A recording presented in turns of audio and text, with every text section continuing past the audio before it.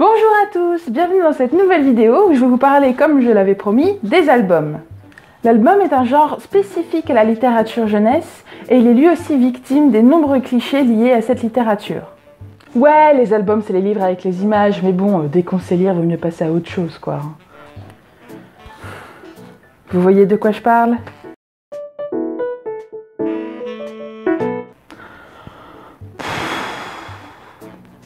Qu'est-ce qu'il y a ? C'est quoi ton problème cette fois ? Non mais c'est bon, c'est ce que c'est un album, pas besoin d'en faire une histoire comme la dernière fois. Remettons les choses au clair, ce sont mes vidéos, je fais ce que je veux. Et c'est pas parce que tu sais ce que c'est un album que tu en mesures toute la portée littéraire. Genre c'est de la littérature, c'est bon quoi, c'est pour les petits. Avoir ce genre de réaction, c'est exactement la même chose que dire qu'Harry Potter n'a aucune portée sociale et littéraire, ou que Les Malheurs de Sophie n'appartient pas à la littérature. Et je vous ai déjà montré à quel point c'était ridicule et absurde de penser comme ça. En plus de faire partie de la littérature jeunesse, l'album est un genre dans lequel l'image est prépondérante, dans des livres relativement courts et majoritairement destinés aux jeunes enfants. Forcément, dans l'esprit collectif, c'est de la sous-littérature. C'est bien ce que je dis, dès qu'on sait lire, on a accès à la vraie littérature. Celle sans image, tu veux dire ? Exactement. Donc la bande dessinée, c'est pas de la littérature ? Écoute, tu me saoules. On a déjà eu cette conversation. Alors maintenant, tu te tais et tu m'écoutes.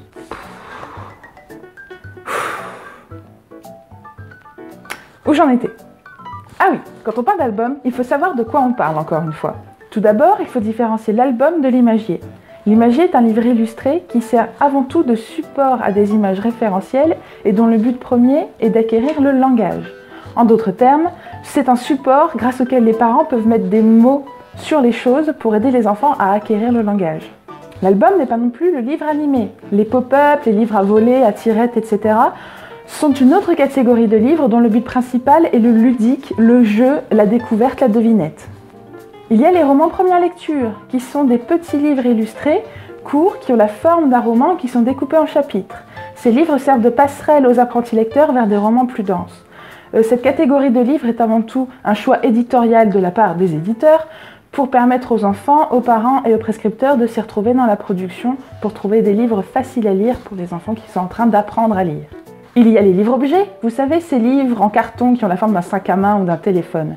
Ce sont des mutants, mi-jouets, mi-livres, donc ce ne sont pas des albums non plus, vu que le but principal est aussi de servir de jouet.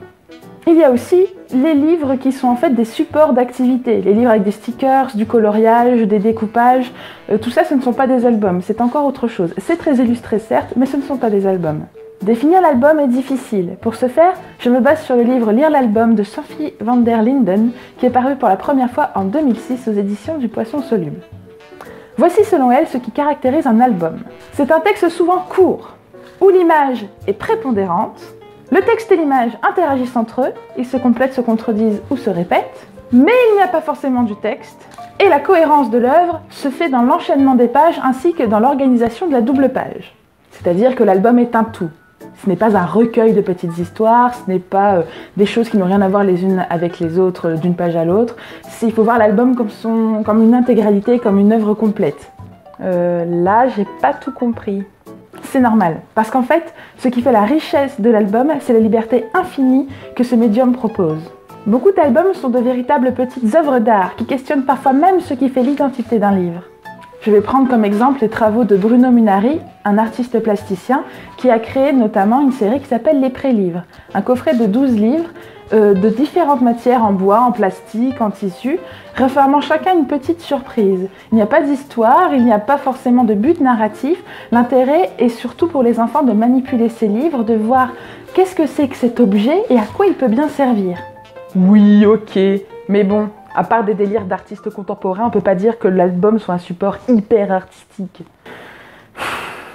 Je t'avais pas dit de te taire, toi ? On peut retrouver dans l'album quasiment tous les genres qu'on retrouve dans la littérature générale.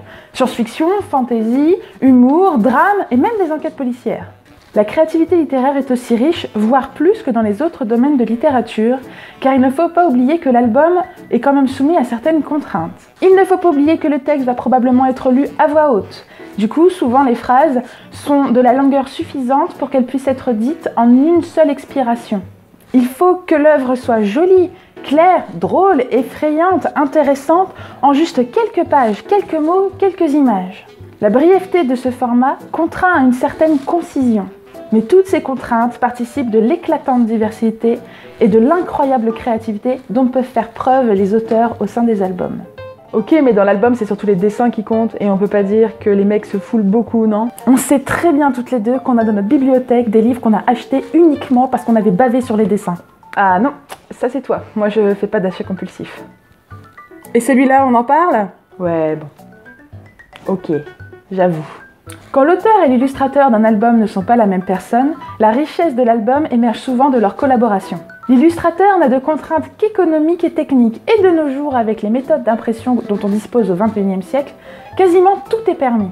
Alors qu'il soit un pro de la peinture à l'huile, de l'aquarelle, du collage, de l'illustration digitale ou de la sculpture, l'illustrateur dispose d'une liberté quasi infinie quant à sa façon d'accompagner et d'interpréter le texte.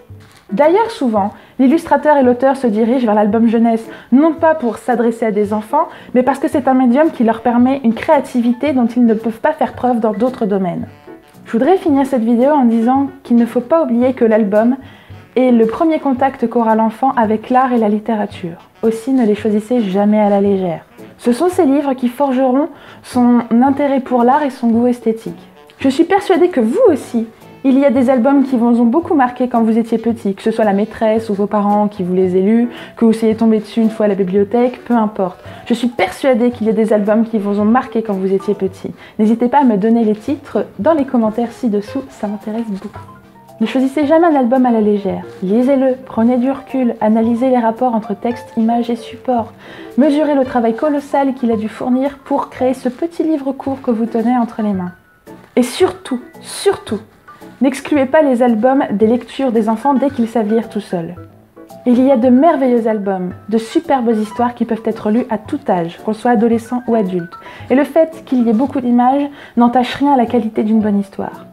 Encore une fois, et ça je le dirai souvent, une bonne histoire, c'est une bonne histoire pour tout le monde. Merci à tous pour l'accueil que vous avez réservé à ma première vidéo. Je ne m'y attendais absolument pas. Alors merci beaucoup. Je me suis mis une pression de dingue pour réaliser cette seconde vidéo. Promis, ça va changer. Il n'y aura pas 2 mois entre cette vidéo et la prochaine. D'ailleurs, dès la prochaine vidéo, on rentrera dans le vif du sujet et je vous inviterai à redécouvrir un classique que beaucoup d'entre vous pensent connaître et puis en fait, pas du tout. En attendant, je vous embrasse tous, je vous remercie encore et je vous souhaite d'excellentes lectures.